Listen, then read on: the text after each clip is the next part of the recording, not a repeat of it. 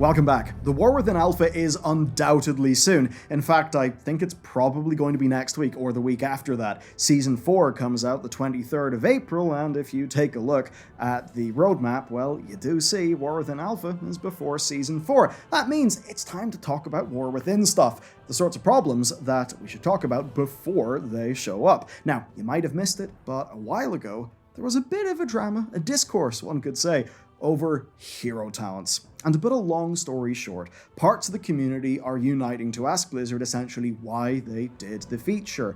And while that might seem like an insane thing to say for something as cool sounding as hero talents, well, today we're going to figure out, were they a mistake? Were they a good idea in principle? Are we panicking out of fear, as, in fairness, we've been sort of trained to with a few things like this. Now, if you're not familiar, hero talents are these. They are new miniature talent trees that basically are on top of your existing talent trees. When you're leveling to level 80, you will get enough points to fill out the tree. But there are some choice nodes, so there is a little bit of thought at max level. The way it works is each spec has got access to 2 trees, and each tree is shared between 2 specs. As an example, Fire and Frost Mage can each pick Frostfire, but Frost's second choice is Spellslinger, while Fire's second choice is Sunfury. Arcane can take Sunfury or Spellslinger, but it can't take Frostfire. Basically, it arranges in a triangle like this. And in terms of gameplay, you can swap between these trees freely, just like you can with existing talents. You just make a loadout and you fire away.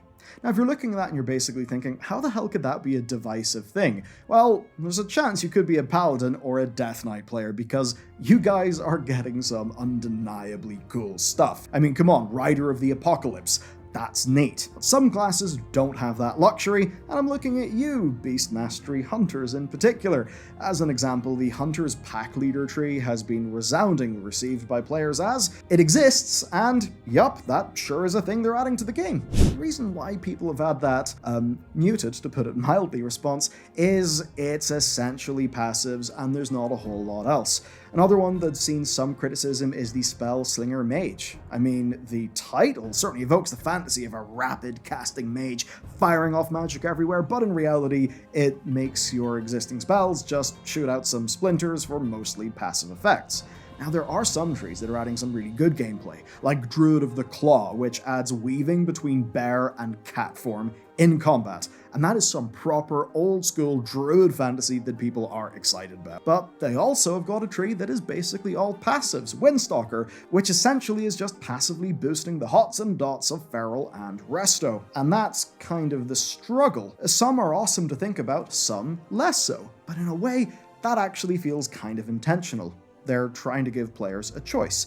To take another example, Frostfire Frostmage, as much as it sounds a bit silly to say, gets a big buff that they are supposed to track and make proper use of, while Spellslinger is essentially entirely passive. One of them is higher skill ceiling, the other one is certainly easier to play. Now, Covenants. Do you remember how people just wanted to vibe with the aesthetic that they like? This isn't the same as that, because you can swap freely between these, but it does add another layer of choice. And on paper, that should be a good thing. But we do, of course, know how the meta trickles down. The last thing you want is a situation where you are a Rider of the Apocalypse Death Knight. You feel awesome, you are doing sick mounted combat, summoning your besties, only to find out that Deathbringer or Sandlane actually does a whole bunch more damage, and you don't feel like you actually have a choice. The second potential problem then is this: do you, yes you, think that your class needs more things to do or more things to think about? And that's not a passive question. Let me know in the comments, do you actually think that for your class? Looking through these and analyzing the hero talent trees, Blizzard have been very careful to not always add more complexity or buttons, but World of Warcraft does of course suffer from the ongoing issue of not always understanding that sometimes less is more. Sometimes things can be a little overworked, a little over-designed. Maybe hunters who want to be a Dark Ranger, they might struggle to find a key binding or a place in their brain and their UI for Black Arrow. And even thinking about World of Warcraft's UI, it can actually struggle the more mechanics you throw on top of it, especially when that involves tracking buffs. It's just not well set up for that. And then, of course, that leads us into the whole add-on discussion, which we'll deal with another day. Some rogues might get dizzy at the idea of suddenly having to use Feint, which is their defensive cooldown, on cooldown to do extra damage. That's a pretty weird one, but it is there in one of the hero trees. For most of the trees though, even if there's no new button to press or no new big major mechanic, there is still a list of modifiers and little asterisks that you may think you want to keep track of, and some could see this to be bloat, like warriors having a new auto attack speed buff in the Slayer tree, windwalkers having a new buff window to play around in the Shadowpan tree, that sort of thing. Now, the objective of the Dragonflight class reworks, which I do believe they have mostly done an amazing job on over the last few years, it was kind of to make the classes feel complete, to make them feel perfect, to codify all of their design learnings into something that now just works and is a good foundation. But there then is a sense that if you just put more stuff on top of that, it may not make it better. The worry of essentially, don't fix it if it's not broken. The third fear players have then is balance. And not just balance between each hero tree, but balance between specs and classes. Blizzard are getting better at it, but Dragonflight has still been a bit all over the place with balance, and that's not even counting, Augmentation Evoker coming in and just demolishing everything for a while. So the question being asked then is, would the game be better served if instead of focusing on adding a bunch of these hero talent trees, what if they just spent more time on balance, on refining what is already there? You could, I think, very easily argue that just adding more complexity and more modifiers just makes frustrating problems worse, and perhaps even makes Blizzard's own job of balancing their own game harder than it needs to be. That essentially is an encapsulation of the fears that have been ping-ponging around the community. So what parts aren't problems? Right? Let's explain this. Blizzard needs to have something to sell their expansion. They can't just rock up and say, hey, 8 dungeons and a raid. No, they don't feel like they can say, hey, we've done nothing to your classes, but here's an expansion, please buy it. They feel like they need a feature on the box, or rather on the store page, that gets people excited. And some of this will do that. I mean, if you're a Death Knight, being able to use Rider of the Apocalypse and actually have in the open world combat, mounted combat, that's cool. A Paladin Lightsmith, I mean, that is the kind of vibes that can actually get people to give the game another chance and maybe this time fall in love. And they've also made sure that these are not overly complicated to their credit. It basically looks like they've made sure that every player's got access to a tree that is not going to make their life harder or give them more things to do. Like the Pack Hunter for Hunter. It's really boring. It's just some more power, but you don't have to think about it. The same goes for Templar on Paladin. Just hit buttons like normal, and it'll be a bit stronger. For some people, if they just get that, and there's a few nice new visual effects, that's enough to actually keep them happy. What we do have to admit, though, is that despite our fears, we haven't actually seen any of these in action.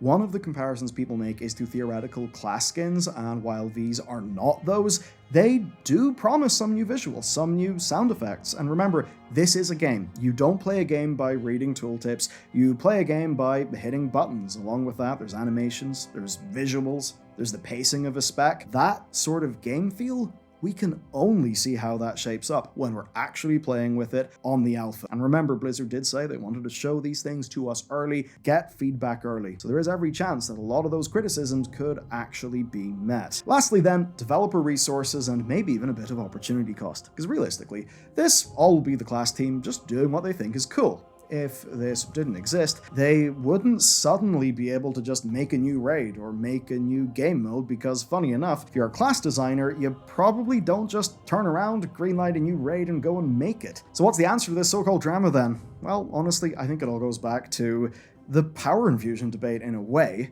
where when he was talking about that to PC Gamer, Ian brought up the example of Game 1 versus Game 2. The idea that Game 1 is World of Warcraft, the fantasy role-playing game that they, the designers at Blizzard, make, and Game 2 is the player-driven metagaming. In a way, you could say it's perfect versus interesting, it's metagame versus texture and fantasy. So ultimately, I think the best way that Blizzard can respond to this drama is to double down on balance, because if the difference is small enough, I don't think a lot of this drama will matter too much. Some trickle-down meta is always going to happen, but the key here is that it does not bleed into the regular player base. You don't want regular players in an LFR or normal getting bullied because they have used the wrong hero talent. As long as it's not that bad, I think we can handle a bit of scuff. And obviously, if you want to see that sort of thing go wrong, just take a look at when the God Comp hit Season 2 of Dragonflight and see the key counts just go down. So as long as these look and feel good in the alpha, and we can actually have some good feedback, and they don't make any bafflingly stupid decisions for launch, I think we'll be just fine. I don't think this is going to be a major seller for World of Warcraft, and my long-term concern is sustainability. In the next expansion, are you just going to add another hero talent for everybody? Because that is a lot of talents. How does this last into the future? That's really my question. But there is another question that people have had, and that is, where are my class skins? You see, where this really kicked off, it was Warlocks. It was Warlocks 11 years ago in patch 5.2 when they got Greenfire. Not only was Greenfire awesome, not only did it come with really cool class fantasy driven story, it also came with a really cool combat encounter designed specifically to the toolkit of the Warlock. It was awesome. Why are we not getting more of that? Real answer is, this is something that is class gameplay led, done by the class team. And yes, they'll have access to artists. They'll have access to animators to make these new spells. But this is not a huge class fantasy driven initiative across multiple teams, across the whole World of Warcraft development team, like, say, your Legion Order hulls. Thankfully, that means that class skins are not off the table. Maybe it could happen for Midnight, maybe last time. Maybe it's in there with player housing as some big hairy feature that they want to tackle in the future. But anyway, that is the situation. Hero talents will probably be the big dramatic thing that everyone has got their eye on with the alpha launch of The War Within. And that is something that I believe is no more than 2 weeks away, based on Blizzard announcing the release date for Season 4 and where War Within Alpha is placed in relation to Season 4 on their roadmap. Personally, this won't be make or break. I'm interested more in other features like delves that I think could be very high impact for essentially the average Joe World of Warcraft player. Because look, dungeons, they're in a pretty good spot, raids, pretty good spot, definitely asterisks and balance for heroic and mythic, but they're doing a lot of things right.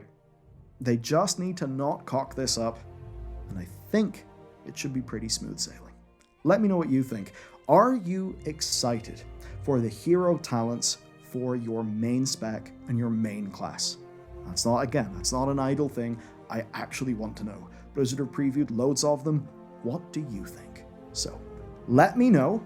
If you want to learn about Season 4 gearing, we published a video just yesterday in that, and if you want some awesome lore, then you can check out a really good video we did on the Season of Discovery stuff that's been going on lately. It's pretty sick. I mean, come on, you've got a secret war between paladins and dreadlords. How's that not cool? Alright,